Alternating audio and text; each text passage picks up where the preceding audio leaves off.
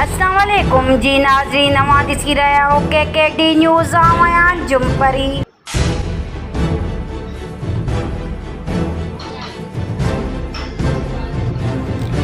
गंबट 2016 में फैज़ मोहम्मद बिंडो में दोहार इंसाफ पुलिस मुक़ाबले में शहीद थी वियल एहलकार मुबारक नारे जो जे तॾे ते वारसनि वटि बिरादरी जे चङनि समेत मेड़ मिंत काफ़िलो पहुतो।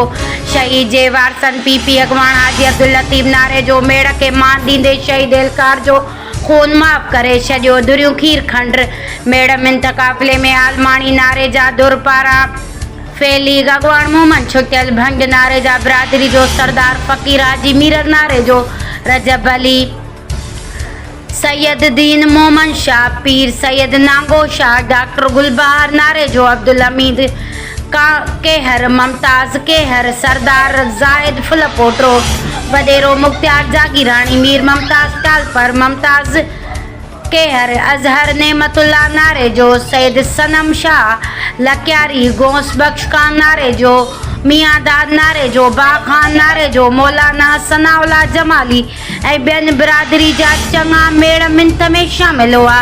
यादि रहे त 2016 में फैज़ मोहम्मद बिंडो थाणे जी हद में दोहारी सां मुक़ाबले में 2 एहलकार शहीद मुबारक नारे जो ऐं शहीद एहलकार यूनिस केहर शहीद थिया हुआ ऐं 4 एहलकार ज़ख़्मी थी पिया हुआ ऐं हिकु दोहारी मारिजी वियो। शहीद एहलकार मुबारक नारे जो जे वारसनि मेड़ मिंत अचण ते आलमाणी नारे जा दुर खे खून माफ़ करे छॾियो।